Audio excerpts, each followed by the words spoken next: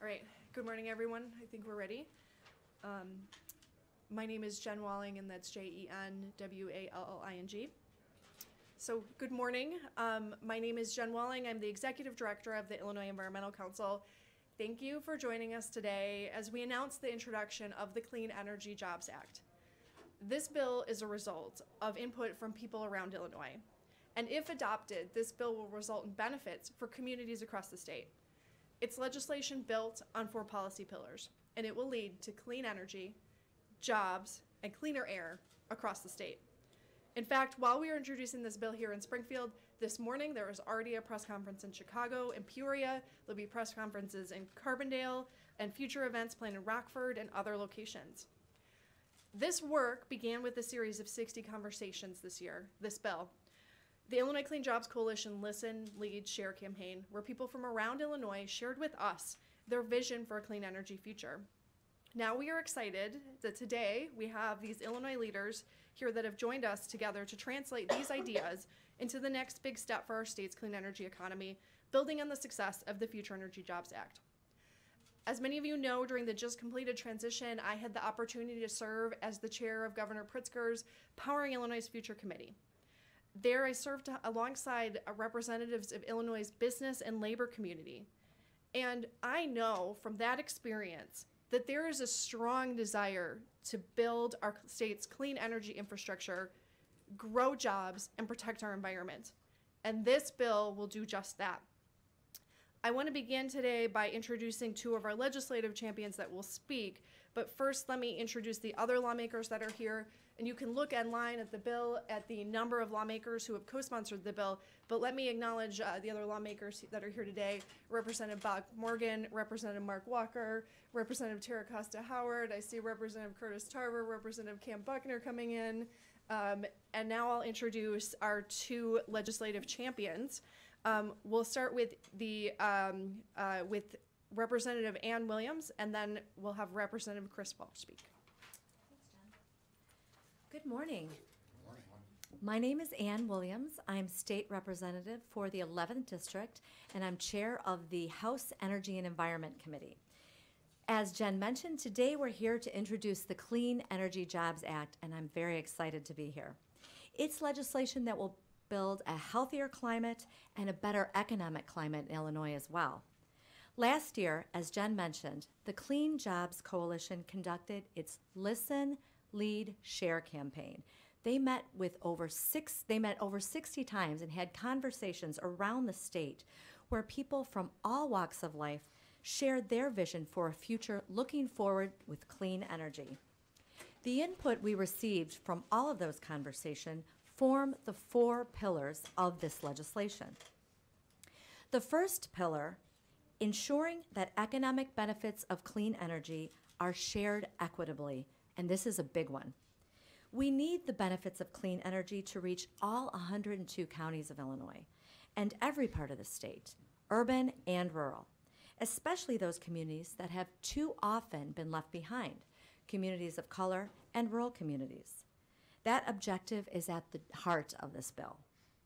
The second pillar is to put Illinois on a path to 100% renewable energy by 2050.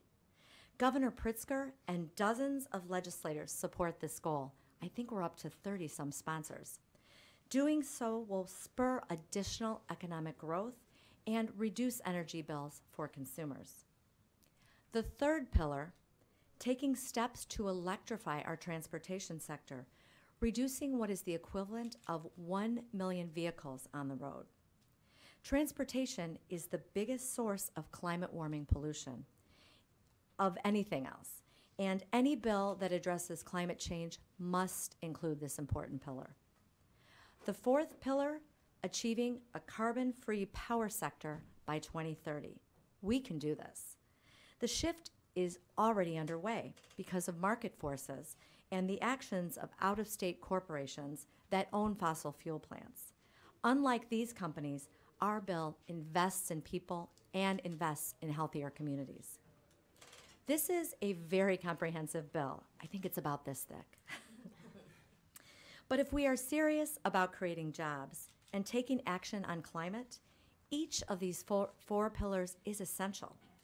This bill is not simply about making sure Illinois reaches its goal of 100% renewable energy, but ensures that 100% of Illinois gets the benefits of a clean energy economy.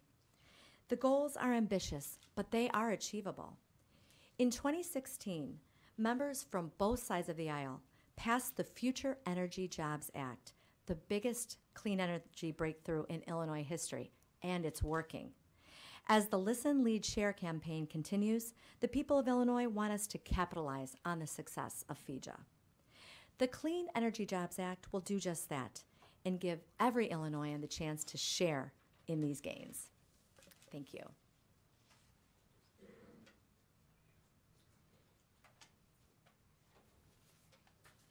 Good morning, everyone. Good morning. It is truly an honor and a privilege to stand before all of you with my friends and colleagues here. My name is Chris Welch. I am state representative of the 7th District, which covers West Suburban Cook County area. I'm proud to stand here today as a co-sponsor of the Clean Energy Jobs Act.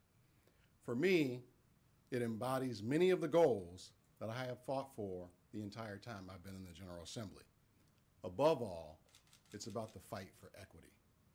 I am optimistic about its chances to become the next big step in Illinois' race to build a better, cleaner energy future, one with benefits to be shared by people all across this great state. Like my colleague, Representative Williams, and many of the people in this room today, we stood up many times calling for Illinois to join the race. It was hard work, but our work paid off with passage of the Future Energy Jobs Act in 2016, the greatest clean energy breakthrough in this state's history. But our efforts are not done. We can't stop with the Future Energy Jobs Act.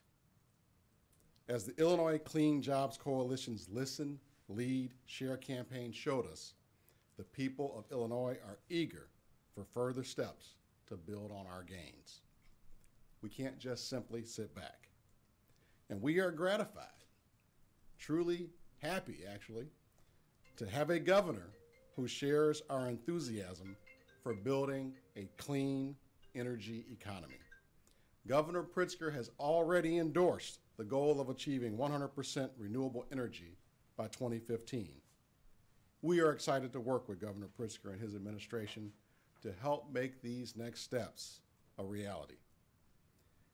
In the past, I have stood before you many times and told you about the fact that I represent the kind of district that is most impacted by climate change and pollution from carbon and from transportation. My district is surrounded by 290, 294, I-55. I also represent the kind of district that can be most impacted positively by a bill like this. A bill that says equity is our key goal so that more businesses can open and we can put more people to work. But first, as lawmakers, it's our turn to go to work. It's our turn and it's our time to fight for the Clean Energy Jobs Act. So I just want to end by saying, let's go to work. Let's get it done. Thank you all.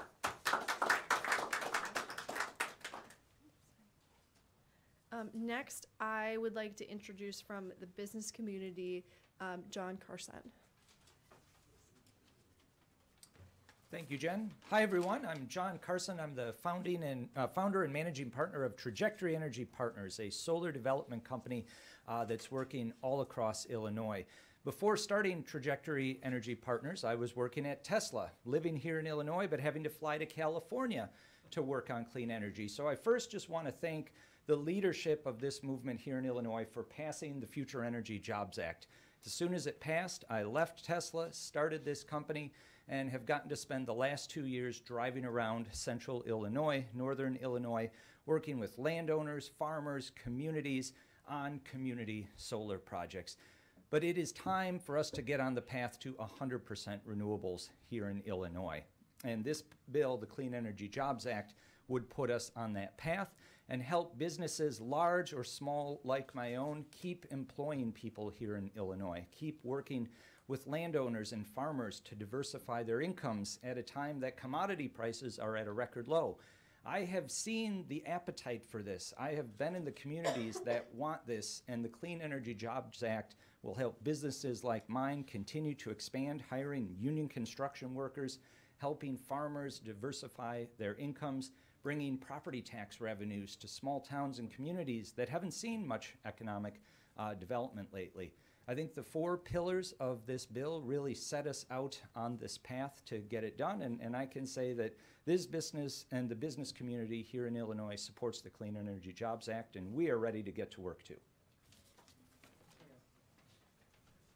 Great, and I want to recognize Representative Selena Villanueva, who's come in as well. Thank you for being here. And next we'll have Naomi Davis, the founder of Blacks and Green. Greetings, cousins. How y'all doing? I am Naomi Davis and the founder and proud member of the Illinois Clean Jobs Coalition. Lo, these many years, it's been hard work, but well worth it.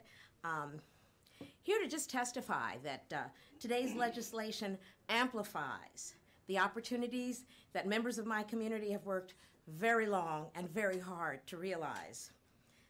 As members of the environmental justice community, fighting to bridge the racial health wealth gap, as educators on the front line of the new green economy, organizing to train our people for jobs and enterprises in their neighborhoods, we're delighted to have worked with colleagues on this bill, which above all, as you've heard here today, puts the fight for quality jobs and economic opportunity at the heart of the vision for a clean, equitable energy future. We're delighted to now have 9 trainees in the solar installation training program established by the historic 2016 Future Energy Jobs Act, yay, to be launching an energy efficiency social enterprise this summer, and to be bringing a solar panel assembly plant with over 130 strong wage earning jobs to Chicago's South Side. Can I get an amen? So these are concrete examples of the breakthroughs that this legislation makes possible. For far too long, frontline communities have historically shouldered and continue to bear the greatest brunt when it comes to the environment. This legislation says that no community should be left behind as Illinois builds up its clean and renewable energy economy. This bill can help ensure that frontline communities and low-income communities around the state can lead the way in the new energy economy, especially in creating new clean energy jobs, businesses, and sharing in the lower energy costs. Let me emphasize 2 other pillars. First, achieving a carbon-free sector by 2030. This bill directs the Illinois EPA to begin a comprehensive stakeholder process to reduce harmful pollution from power plants to 0 by 2030. Still, we recognize that there are people who owe their livelihoods to such plants, and that's why this bill calls for the creation of clean energy empowerment zones. Those are to support communities and workers impacted by the decline in fossil fuel generation. That's the just of the justice in this work. Meanwhile, transportation has surpassed the power sector as the biggest source of climate warming pollution in the country. Any bill that purports to address climate change must address the transportation sector. So with this legislation, we believe we may reduce the equivalent of 1 million gasoline and diesel-powered vehicles from the road. And we can bring the benefits of EV, electric vehicles, to more people through EV Access for All. That's another program. And supporting the creation of low-income vehicle car sharing and last-mile electric shuttles to serve transit deserts.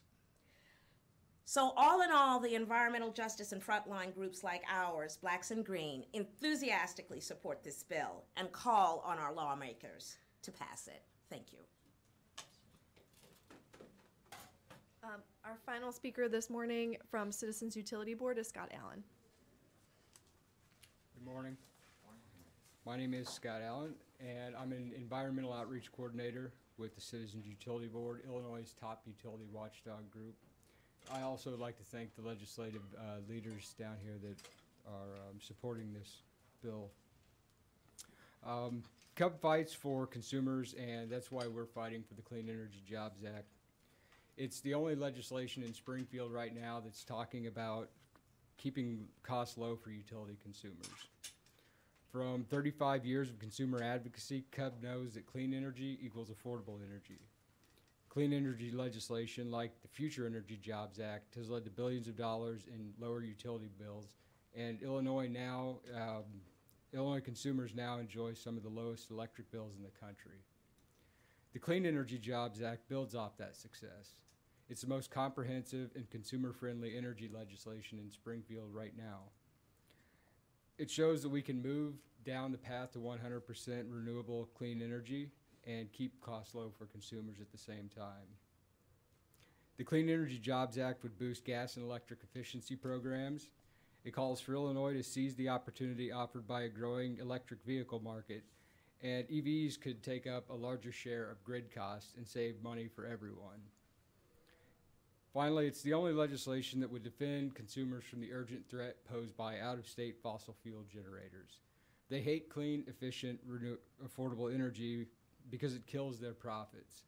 So they want to alter our electricity market, interfere with Illinois' clean energy policy, and slam us with higher bills. The Clean Energy Jobs Act would put the state in charge of its own clean energy policy, resulting in lower bills for all consumers. We're optimistic about our chances for success. In passing the Future Energy Jobs Act in 2016, General Assembly members from both sides showed an eagerness to help Illinois enter the race for clean energy future. With the early success of FEJA, we're confident that Illinois leaders will choose to advance our state further. I personally took part in several Listen, Lead, Share sessions downstate, and having talked to a number of people, I can tell you that consumers are ready for the Clean Energy Jobs Act. They're ready for the benefits that can come to their individual communities. Thank you. Thank you, and I want to recognize Representative Jamie Andrade. Thank you for being here. We are excited by each of the 4 pillars of our bill, and even more excited to realize how they can work together, how we can all work together in a comprehensive way to build a stronger economy and healthier climate for all the communities in Illinois. We're happy to take any questions. Someone touched on this, and I wanted to ask, where does this leave coal? So, I can take it? Okay, great. So if you look at our bill, we put in a decarbonization by 2030. And I think when you look at the power sector, you look at coal plants that are already closing because of market forces. You look at Vistra, which has already said there are 3 to 4 coal plants that they're closing even without contemplation of this bill. For us, this is a trajectory that we're already on, but I think the really important part of our bill is that often these big out-of-state corporations will come in and close these coal plants with no warning. Be 30 days, 60 days, this coal plant is going to close. And those workers are left scrambling for jobs. That community is left scrambling for property tax dollars. And it causes huge disruptions. I think we anticipate the way the market is going, where we are going, and also if you look at Illinois' coal plants have an average age of 54 years. The average age where a coal plant closes is 52 years. We are headed in that direction. And our bill anticipates a process where we can have a more orderly process if coal plants or other energy plants are going to close. We need to support those workers far in advance. We need to support those communities far in advance. We need to support all of the people who are there in advance. And that is what our bill does in looking at those fossil fuel facilities and those jobs. I think the bill calls for a 3-year timeline to get rid of all coal ash. Wasn't there a previous proposal to just line those pits, and isn't this different? Why the change? Sure. Anybody? I'm going to take that one too, I think. Okay. So yes, we are really concerned with coal ash and want to see it taken care of expediently. I mean, we are well aware of what's happening in the Middle Fork of the Vermilion River, where you can actually see coal ash leaching. And the real way to what the communities want to deal with this is not just lining it. They want a permanent solution for coal ash, where coal ash is moved off site and properly stored instead of as it's being done now. I think there are discussions that we need to have around coal ash, but this is a significant and pressing crisis in public health that is being posed to a number of communities. And in a number of communities where the coal plant has closed, we look at Wood River, we look at Vermilion, that coal plant is no longer operating, those jobs are gone, and they've left behind this huge toxic mess. So our solution that we are advocating for is one that would permanently keep communities safe. Can you describe what a clean jobs curriculum would look like? This calls for the State Board of Education to get involved with that. What is that? Clean jobs curriculum? Okay, I'm gonna hand this to Naomi Davis. Well, for example, the solar installation training that's happening right now is funded by FEJA, and it's a 12-week program that includes job readiness and boot camp for some of our returning citizens and those of our neighbors in the low-income communities, environmental justice and frontline communities who are education deprived. So we're taking our people where we find them. And we have Millennium Solar, Chris Williams, a longtime advocate in the community for clean energy, third-generation electrician who is staffing that program. One of my 9 students has already been hired. It is a entry-level curriculum into solar, but there is a pathway, career ladders that the Climate Coalition is working to establish with tentacles into a spectrum of the industry. So it's also including wind. It's also focused heavily on energy efficiency. We have an entire sales curriculum that is a very important part of the jobs of tomorrow. In the community colleges in Chicago, we have a curriculum that are tracking directly to jobs and employers. So the relationship between the companies in the field and the pipeline of training that are particular to their needs, all of these are being worked on this next generation so that the need is sculpted to fit the